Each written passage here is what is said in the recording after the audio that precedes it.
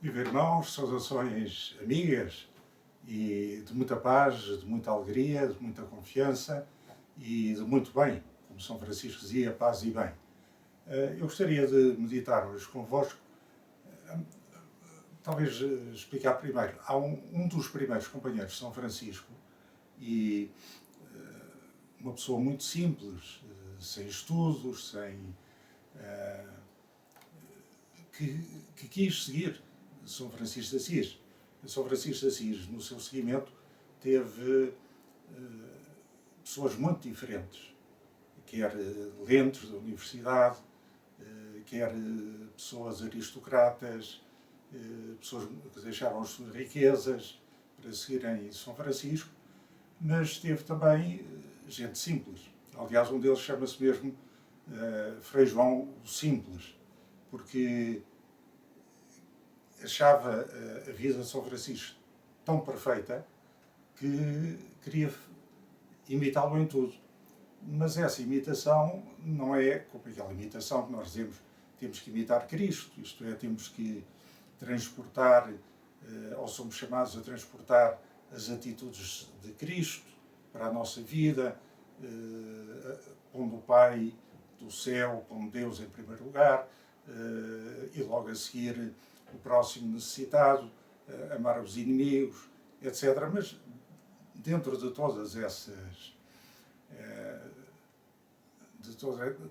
entre todas essas possibilidades, há uma gama vasta de cada um, segundo a sua personalidade, segundo o seu caráter, que lhe foi dado por Deus, segundo os talentos também que Deus lhe concedeu, procurará pôr em prática essa presença de Cristo no meio dos outros.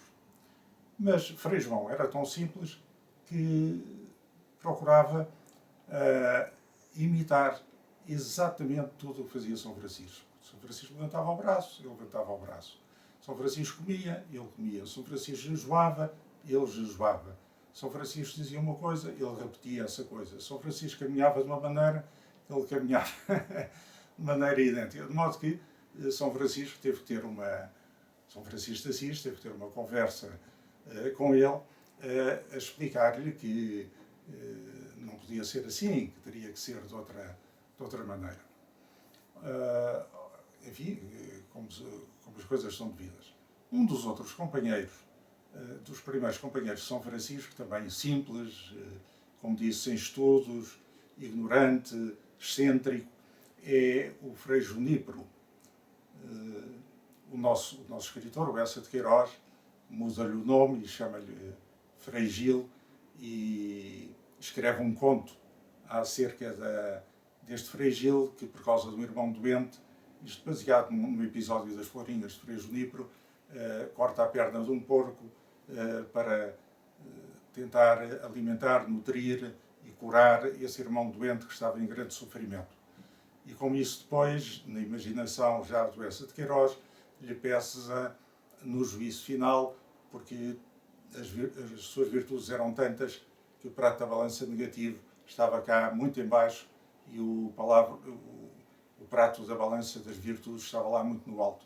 Mas depois veio uma perna de porco, que essa de Queiroz imagina, põe no prato das coisas negativas e vai-se elevando, enquanto o outro vai descendo, até que ficam mais ou menos a plano e o Frei Gil o Frei Gil, segundo essa de Queiroz, terá que passar algum tempo no purgatório por causa dessa ação que ele tinha feito.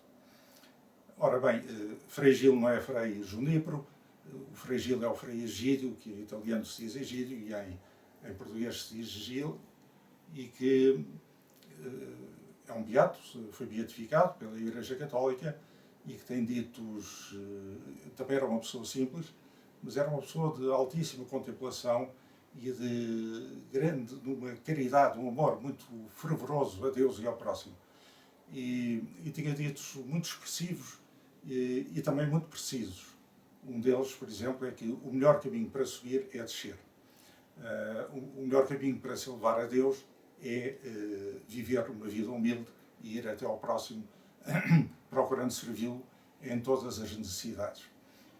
Ora bem, mas voltando ao Frei Junípero, estamos, pois, na Idade Média e estes episódios são narrados pelas florinhas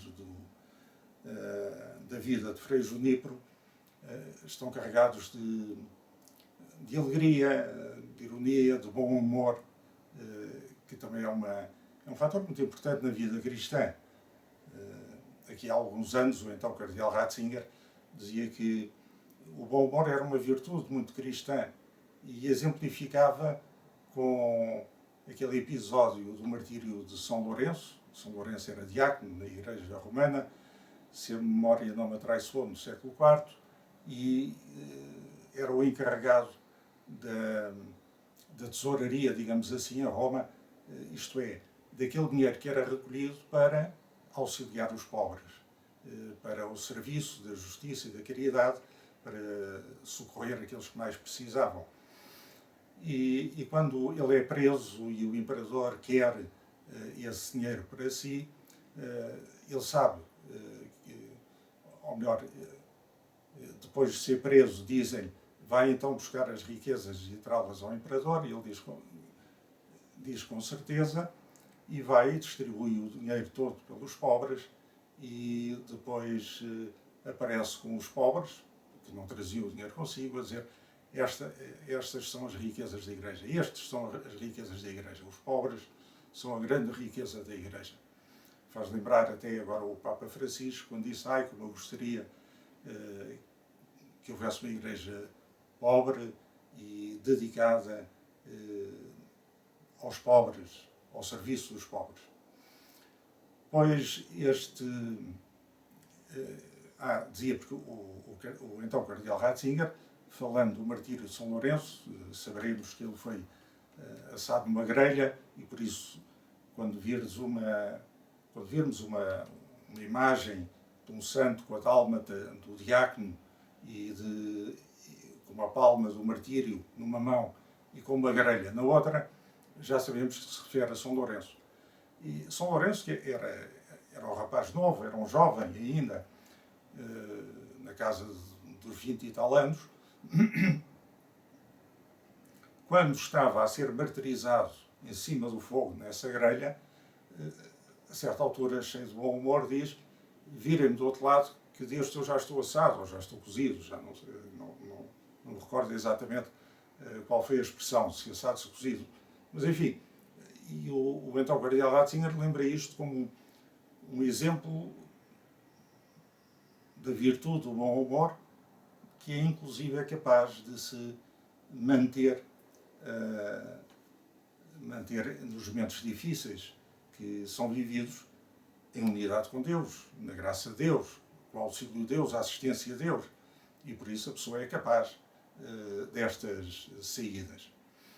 Ora bem, o Frei Junípero, todas estas histórias da vida de Frei Junípero estão narradas muito também com o bom humor. E vamos primeiro só no capítulo 4 dar-vos uma ideia para ir depois então no capítulo 5 ir lendo e ir comentando. Este vou só ler, é um texto relativamente pequeno e diz, o título é Como Frei Junípero dava aos pobres tudo quanto podia por amor de Deus. E começa, era tanta a piedade e compaixão de Frei Junípero para com os pobres, que quando via algum mal vestido, ou sem roupa, tirava imediatamente a túnica, esta veste, ou o capelo do hábito, e dava-lhe. Por isso, o guardião, é a palavra franciscana para se referir aos superiores nas ordens religiosas, o guardião ordenou-lhe que, por santa obediência, não desse a ninguém a túnica, nem qualquer parte do hábito. Sucedeu, dali a poucos dias, que Frei Junípero encontrou um pobre quase nu, o qual lhe pediu esmola por amor de Deus. Frei Junípero teve dó dele e disse-lhe, caríssimo, não, caríssimo, é uma expressão que é usada também nas epístolas de São João, nas cartas de São João, e esta palavra caríssimo em grego, no original grego, que chegou até nós, significa o mesmo que em português.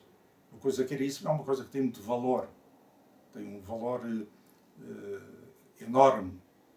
E Deus, na Sagrada Escritura, só aplica esta palavra ou esta expressão às pessoas que foram criadas por Ele e que foram redimidas por Cristo na cruz.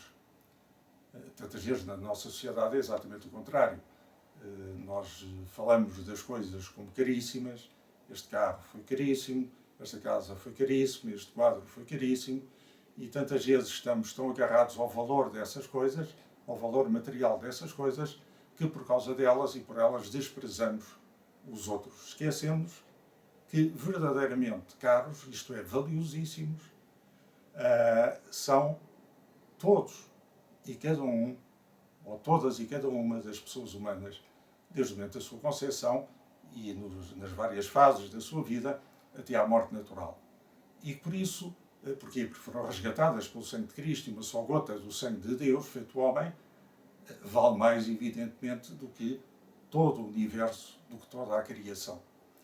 E portanto, somos convidados, quando estas expressões aparecem, a meditarmos nelas e também, de algum modo, a perceber a reação de Frei Juníper aqui e no capítulo a seguir que irei lendo e comentando. Caríssimo, não tenho nada para te dar senão a túnica, e o meu guardião mandou-me por obediência que a não desse a ninguém.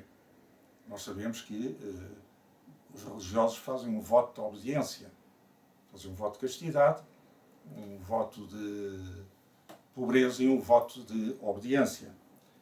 Está simbolizado no cordão que os franciscanos usam no hábito. Sempre que virem um hábito de homem ou de mulher com um cordão com 3 nós, sabereis que pertence a qualquer uma das congregações ou das ordens franciscanas. E estes nós simbolizam precisamente estes 3 votos de pobreza, de castidade e de obediência feitos a Deus para, de algum modo, começarmos a viver já aqui na Terra aquilo que será o futuro no céu.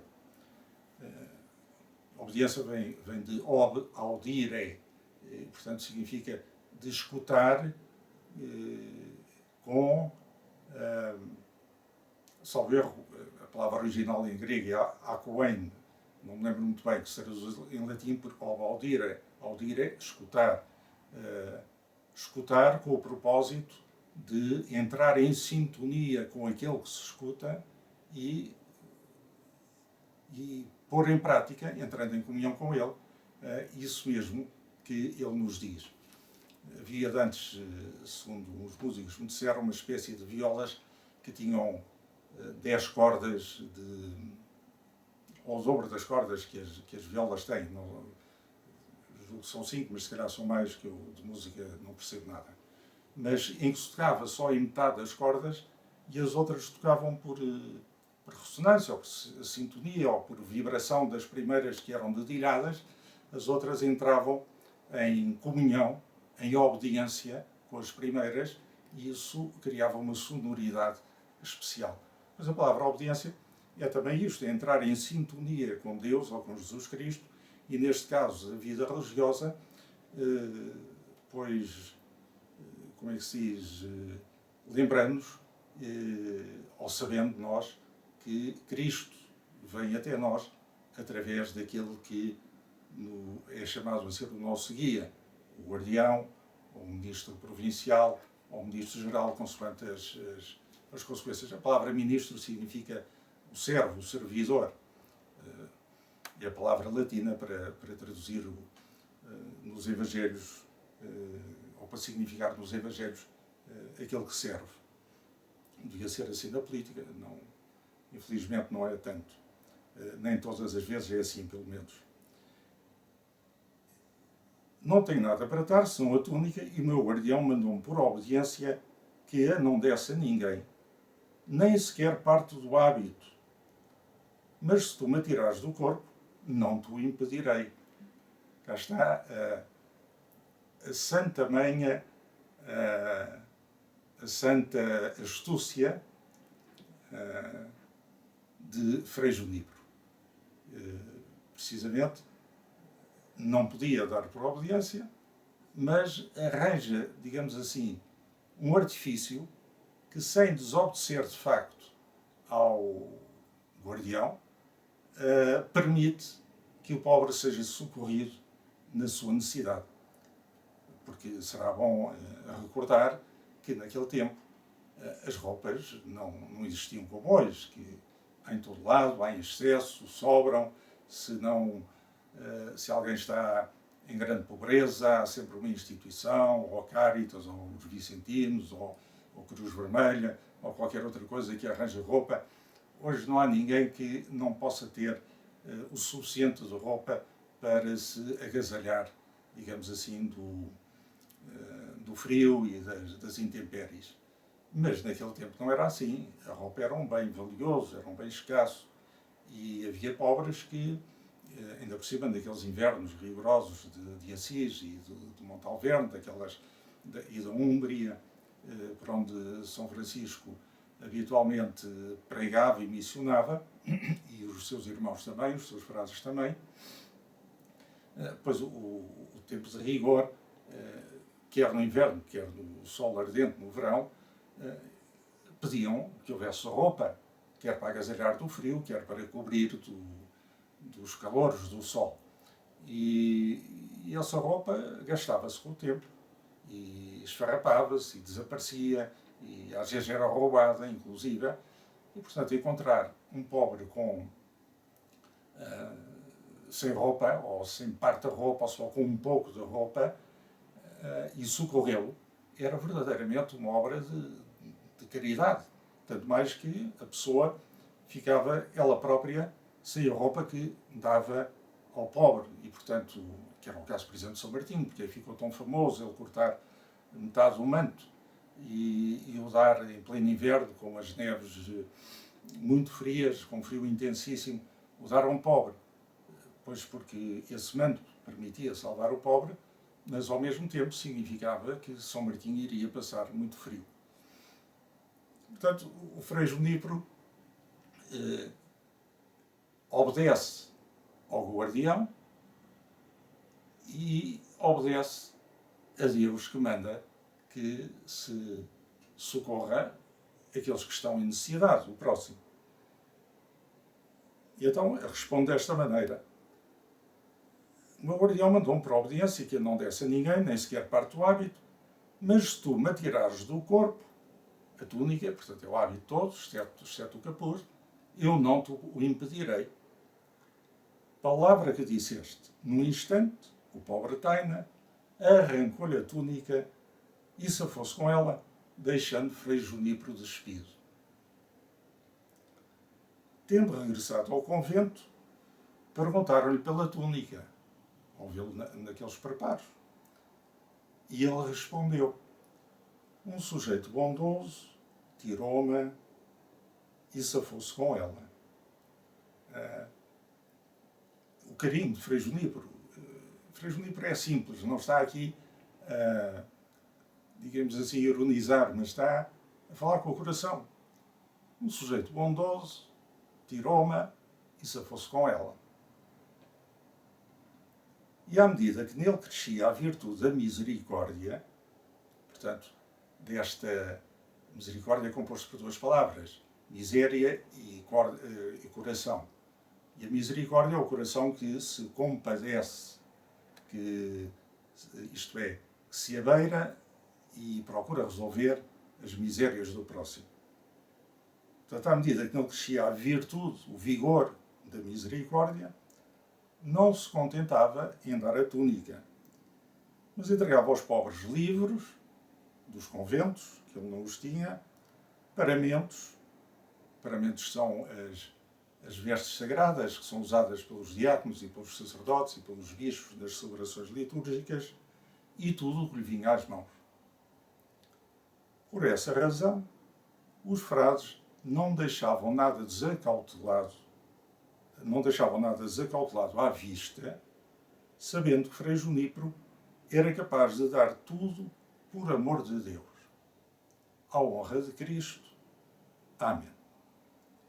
E agora iremos passar para o tal capítulo 5 que eu disse que iria comentando, iria lendo e comentando. Afinal, eu também este pequeno texto acabei por comentar alguma coisa e isto ficou mais demorado do que eu supunha.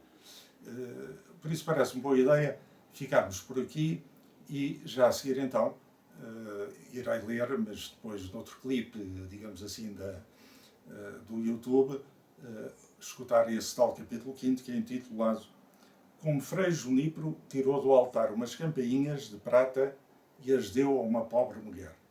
E não, como digo, não leio e não comento já, mas logo a seguir, porque é mais longo do que este de que falei.